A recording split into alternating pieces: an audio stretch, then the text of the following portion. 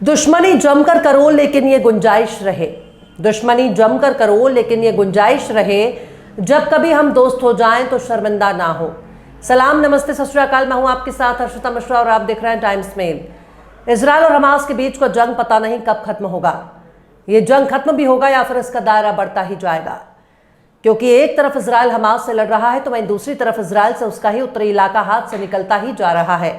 Israeli इलाकों में Lebanon का हिजबुल्लाह बुरी तरह से तबाही मचा रहा है, जिसे रोक पाने में इजराइल के पसीने छूट रहे हैं। एक तरफ अमेरिकी हथियार के दम पर कूदने वाला इजराइल गजा में 37,000 मासूम का कातिल है, तो वहीं दूसरी तरफ लेबनान का हिजबुल्लाह लगातार ज़ायोनी फौज की ईंट से ईंट बजा रहा है। हिजबुल्लाह के हमले को रोकने में इजराइल बुरी तरह से फेल हुआ और लेबनान पर हमला का मंसूबा तैयार कर रहा है, पर अमेरिका नहीं चाहता कि इजराइल उसके लिए दूसरा यूक्रेन साबित बन जाए।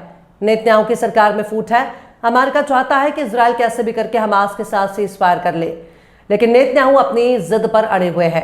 ऐसे में हमास के साथ लगातार जंग करना इजराइल सेना के लिए आसान नहीं है, क्योंकि गजा में आम लोगों के मौत के आंकड़े को छोड़ दिया जाए तो इजराइल ने अब तक कोई बड़ी कामयाबी हासिल नहीं की है। इजराइल ने हमास का एक बाल भी बाका नहीं किया, बल्कि उल्टे उसके हजारों सैनिक इजरायली अस्पतालों में दर्द से करहा रहे हैं। हमास और हिजबुल्लाह के बाद तीसरा दुश्मन समंदर में खड़ा है, जो अब तक अपनी बादशाहत का लोहा मनवा रहा है। अमेरिका और ब्रिटेन जैसे देश यमन के समंदर में शिकार करने वाले शिकारियों का कोई भी तोड़ नहीं निकाल पा रहे। यमन पर लगातार हमले के बाद भी हूतियों का हौसला पस्त नहीं हो रहा। ऐसे में इजराइल भले ही खुद के नथुने फुला रहा हो, पर उसे भी मालूम है अगर अमेरिका के हथियार उस वक्त पर नहीं मिले तो फिर उसके हालात खराब होते देर नहीं लगेंगे। लेकिन अमेरिका और पश्चिमी देशों का साथ मिलने के बाद भी बेचारा इजराइल अभी भी लाचार खड़ा है। हिजबुल्लाह के सामने इजराइल की सेना और खुद नेतन्याहू की हालत पतली नहीं है। हिजबुल्लाह तो बाकायदा लेबनान का सियासी दल भी है और आर्म फोर्स भी, लिहाजा इजराइल के लिए हिजबुल्लाह एक बड़े सरदर्द से कम नहीं। अब हिजबुल्लाह के सुप्रीम कमांडर हसन नसरुल्लाह ने ऐलान कर दिया है कि अगर इजराइल ने लेबनान से जंग की कोशिश की तो फिर हिजबुल्लाह उसका ऐसा हाल करेगा एक भी यहूदी सैनिक वापस नहीं लौट पाएगा। हसन नसरुल्लाह के इस ऐलान के बाद अब तेल अवीव से लेकर वॉशिंगटन तक हड़कंप मचा हुआ है, क्योंकि गुजरे जमाने में हिजबुल्लाह के साथ जंग करके इजराइल का बुरा हाल हो चुका था। अमेरिका को भी मालूम है कि हिजबुल्लाह से पार पाना इजराइल के बस की बात नहीं, पर हसन नसरुल्लाह के चेतावनी के बाद इस बात का डर भी सताने लगा, कहीं इन सब के बीच में ईरान कूद पड़ा तो फिर इस जंग का अंजाम क्या होगा। अगर हिजबुल्लाह ने अपनी धमकी को सच साबित कर दिया तो फिर बेचारे इजराइल का क्या होगा। नेतन्याहू की बैसाखी वाली सरकार का क्या होगा। आखिर कैसे हसन नसरुल्लाह के ऐलान से बचा कोहराम, बताएंगे आपको और भी बहुत कुछ। लेकिन आप अगर हमारे चैनल पर नए हैं और पहली बार हमारी वीडियो को देख रहे हैं तो आप हमारे चैनल टाइम्स मेल को सब्सक्राइब कर लें, वीडियो को लाइक कर दें और बेल आइकन का नोटिफिकेशन बटन भी प्रेस कर दें, ताकि बिना देरी हमारी हर खबर आपको मिलती रहे। लौटते हैं अब खबर की तरफ। इजराइल और हमास जंग के बीच अमेरिका लगातार इजराइल को रफा पर हमले से रोक रहा था। बार बार आगाह कर रहा था कि अगर इजराइल ने रफा पर हमला किया तो वो उसका साथ नहीं देगा, पर इजराइल ने तमाम धमकी और चेतावनी दरकिनार करते हुए रफा पर हमला करना शुरू कर दिया, जिसके बाद रफा के भीतर टेंट में रह रहे फलस्तीनियों पर हमला कर देता है, जिसकी तस्वीरें देखने के बाद इजराइल का समर्थन करने वाले देशों ने भी इजराइल के बारे में अपनी राय बदल दी।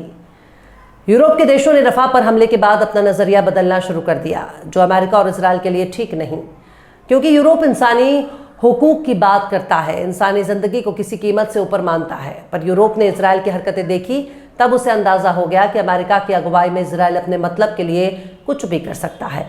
लेकिन इजराइल के लिए रफा से ज्यादा अपना उत्तरी इलाका एक मुसीबत बन गया है, जहां हिजबुल्लाह के हमले से तबाही मची हुई है। उत्तरी इजराइल के कई इलाके खाली कराए जा चुके हैं, क्योंकि हिजबुल्लाह के हमले से घर, इमारतें और इलाके के इलाके तबाह हो चुके हैं। जंगलों में आग लग चुकी है, खेत खलियान सब कुछ जलकर खाक हो चुका है। अब हालात भी ऐसे ही बनते नजर आ रहे हैं कि कभी भी इजराइल और हिजबुल्लाह में सीधा जंग हो सकता है। लेकिन अमेरिका पुरजोर कोशिश कर रहा है कि हिजबुल्लाह से इजराइल किसी भी कीमत पर जंग के चक्कर में ना पड़े। इस जंग को होने से रोकने के लिए खुद बाइडेन अपने खास नुमाइंदे आमोस होचस्टाइन को इजराइल भेजा था और नेतन्याहू को आगाह किया था कि हिजबुल्लाह के साथ जंग से दूर रहने में ही उनकी भलाई है। अमेरिका की तमाम कोशिशों के बावजूद हालात में कोई सुधार नहीं हो रहा, और अब वही हो रहा है जिसका डर था। अब वही होने जा रहा है जिसे रोकने के लिए अमेरिका अपनी तमाम कोशिशें कर रहा था, क्योंकि अब हिजबुल्लाह भड़क चुका है, जिससे पूरे मिडिल ईस्ट में तबाही का मंजर देखने को मिल सकता है। खासकर इजराइल के लिए हिजबुल्लाह हमेशा ही एक खतरा बन चुका है। अब हालात तीसरे विश्व युद्ध के मुहाने पर पहुंच चुका है, क्योंकि हिजबुल्लाह ने ताल ठोककर ऐलान कर दिया कि वो इजराइल के साथ आर पार की जंग के लिए तैयार है।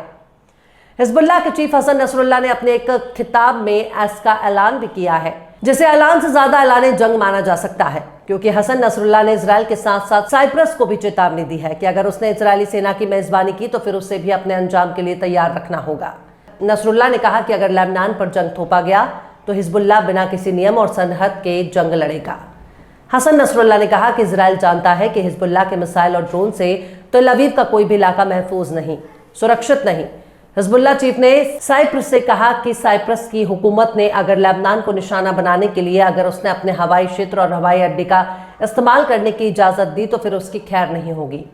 इजराइल की मदद के लिए साइप्रस के हवाई अड्डों और ठिकानों को खोलने का मतलब सीधा लेबनान के साथ जंग माना जाएगा, यानी साइप्रस को भी इस जंग में शामिल माना जाएगा। हिजबुल्लाह इस जंग में साइप्रस से निपटना शुरू कर देगा। दरअसल हिजबुल्लाह की तरफ जंग धमकी ऐसे वक्त में दी गई जब उत्तरी इजराइल की सेना ने लेबनान पर हमले को मंजूरी दे दी।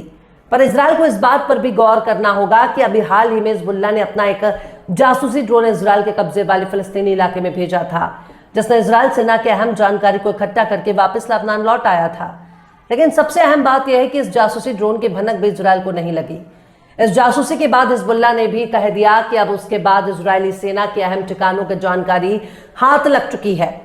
इसके साथ हिजबुल्लाह ने यह भी कह दिया कि उसके पास ऐसे ऐसे हथियार मौजूद हैं जिसका इस्तेमाल किया जाना बाकी है। लेकिन अगर ये जंग होती है तो इस जंग का असर ईरान तक होगा और ईरान इस जंग में कूदेगा।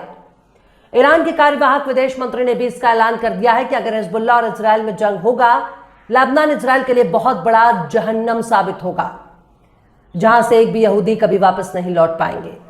इजराइल को ईरान पहले ही अपनी ताकत का जौहर दिखा चुका है, लेकिन अगर इजराइल ने लेबनान पर सीधा हमला किया तो ईरान इस जंग का हिस्सा बनने के लिए मजबूर हो जाएगा। ईरान के जंग में कूदने का सीधा सा यही मतलब होगा कि इस जंग में रूस, चीन, नॉर्थ कोरिया जैसे देश भी अमेरिका के खिलाफ ईरान के साथ समर्थन में कूद पड़ेंगे, जिसका अंजाम बहुत भयानक हो सकता है। और इन सब में इजराइल को ही नुकसान का सामना करना होगा। इजराइल इस वक्त बहुत ही नाजुक दौर से गुजर रहा है, जिसे हर हाल में एक एक कदम फूंक फूंक कर रखना होगा, वरना किसी भी गलती की उसे भारी कीमत चुकानी पड़ सकती है। फिलहाल इस खबर में बस इतना ही। इस खबर को आप हमारे साथी शम्स तबरेज की कलम से सुन रहे थे। आपको कैसा लगा कमेंट बॉक्स में जरूर बताइएगा। वीडियो पसंद आए तो लाइक करें। हमारे वीडियो को डाउनलोड करके सोशल मीडिया पर अपलोड करने पर यूट्यूब और फेसबुक आपको ऑटोमेटिक कॉपीराइट स्ट्राइक भेजकर यूट्यूब चैनल और फेसबुक को बंद कर सकता है। इसलिए वीडियो पसंद आए तो यूट्यूब के वीडियो लिंक को फेसबुक, ट्विटर, व्हाट्सएप पर अपने रिश्तेदार, यार, दोस्तों को भी शेयर करें। और बेबाक, निष्पक्ष, स्वतंत्र पत्रकारिता को सपोर्ट करने के लिए आप हमारे चैनल टाइम्स मिल को जरूर से सब्सक्राइब करें और हाँ, बेल आइकन की घंटी वाली बटन आप जरूर से दबा दें ताकि आपको हमारे आने वाले नए वीडियो की नोटिफिकेशन फौरन ही मिल जाए। फिर मिलता है किसी और वीडियो में एक नई खबर के साथ। हर्षिता मिश्रा को दीजिए इजाजत। जय हिंद। अगर अभी तक आपने हमारे चैनल टाइम्स मेल को सब्सक्राइब नहीं किया है तो जल्दी से सब्सक्राइब कर दें और बेल आइकन भी प्रेस कर दें।